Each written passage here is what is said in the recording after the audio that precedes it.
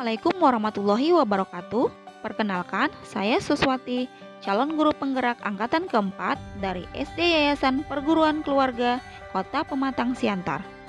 Di sini saya akan menyajikan tugas 11A9, koneksi antar materi, kesimpulan dan refleksi pemikiran Ki Hajar Dewantara dengan Bapak Fasilitator Dr. Andos Casri MM, pengajar praktik Ibu Ida Ronauli Sregar SPD. Salam sehat dan bahagia. Ingarso sung tulodo, ing madyo mangun karso, tut wuri handayani. Di depan memberikan teladan, di tengah membangun kekuatan dan terus berkarya, di belakang memberikan dorongan.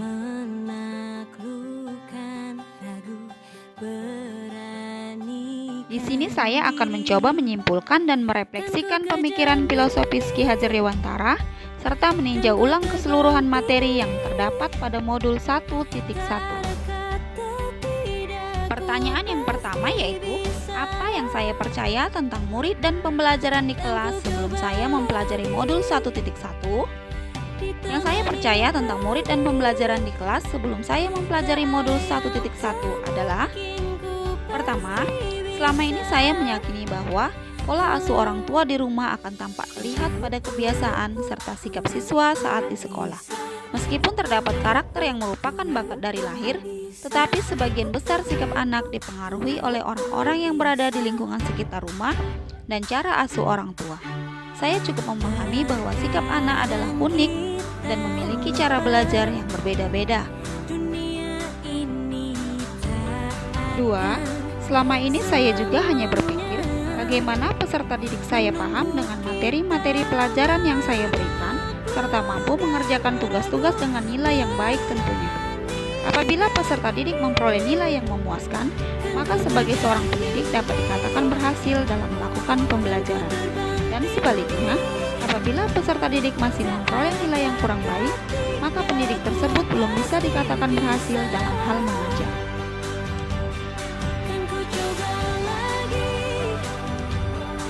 3. Guru mengendalikan seluruh pembelajaran atau disebut juga dengan teacher center, yaitu untuk memenuhi target kurikulum.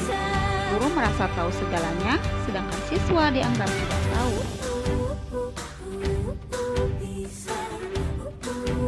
Pertanyaan yang kedua yaitu, apa yang berubah dari pemikiran atau perilaku saya setelah mempelajari modul ini? Yang berubah dari pemikiran atau perilaku saya setelah mempelajari modul ini adalah: yang pertama, saya memaknai bahwa siswa dapat diibaratkan seperti benih yang disemai di ladang. Ladang diibaratkan sebagai sekolah, dan petani adalah guru yang menanam dan merawat benih tersebut. Untuk dapat menghasilkan benih yang berkualitas baik, tentunya petani tersebut harus selalu berusaha merawat dengan baik, memupuk, serta membebaskan benih tersebut dari ancaman berbagai hama dan penyakit.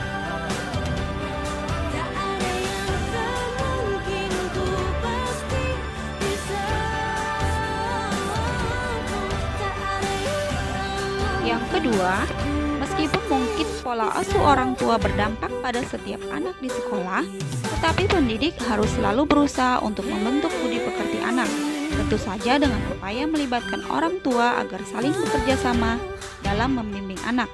Seperti halnya dengan filosofis pemikiran Ki Hajar Dewantara, bahwa pengajaran yang baik adalah pengajaran yang mengembangkan rasa kekeluargaan dan kebersamaan.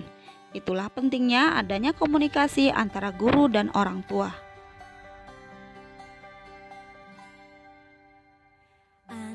3. Pemikiran filosofis lainnya dari Ki Hajar Dewantara adalah bahwa setiap anak itu unik. Anak harus memiliki rasa merdeka dalam belajar dan berkreasi. Dan disinilah peran guru sangat dibutuhkan untuk menuntun siswa agar dapat memiliki kekuatan hidup, baik secara lahiriah maupun batiniah, untuk dapat hidup sesuai dengan kodrat alam dan kodrat zamannya. Siswa harus diupayakan tumbuh kembangnya, baik dalam cipta, karsa, dan karya, dengan mengeksplorasi minat dan bakat yang ada dalam dirinya.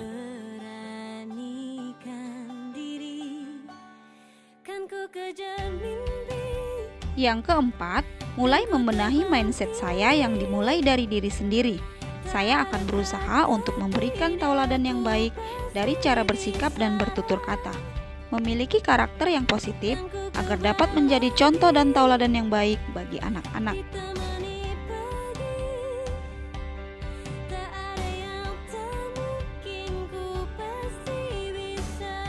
Yang kelima, tidak menerapkan sanksi hukuman atau teguran keras kepada siswa, karena hal ini justru akan lebih membuat mereka merasa tertekan dan tidak merdeka. Berusaha menjadi penyejuk bagi anak agar dapat mengomongi setiap saat, baik saat dalam keadaan senang maupun saat susah. Pertanyaan selanjutnya adalah, apa yang bisa segera saya terapkan lebih baik agar kelas saya mencerminkan pemikiran Ki Hajar Dewantara?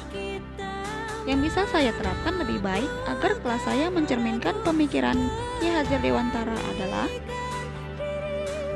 yang pertama, mengidentifikasi karakteristik anak mulai dari kebiasaannya, gaya belajarnya, kemampuan dalam menyerap materi pelajaran, minat dan bakatnya, serta alasan yang menyebabkan ketidaknyamanan mereka untuk dapat belajar dengan baik. Yang kedua, menjadi tauladan, pemberi semangat, serta memberi dorongan dalam menanamkan nilai karakter pada siswa. Yang ketiga, melakukan pendekatan secara emosional kepada siswa dan orang tua untuk mencari solusi terbaik di setiap kendala yang dihadapi siswa, serta bersama-sama untuk menggali minat dan bakat mereka. Yang keempat, menciptakan suasana belajar yang nyaman dan menyenangkan. Yang kelima, merancang pembelajaran yang sesuai dengan kebutuhan siswa dengan melaksanakan pembelajaran yang bermakna, menyenangkan, dan merdeka.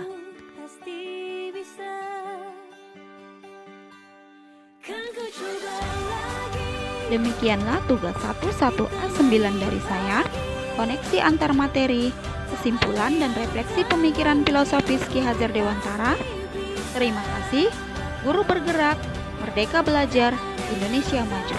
Wassalamualaikum warahmatullahi wabarakatuh.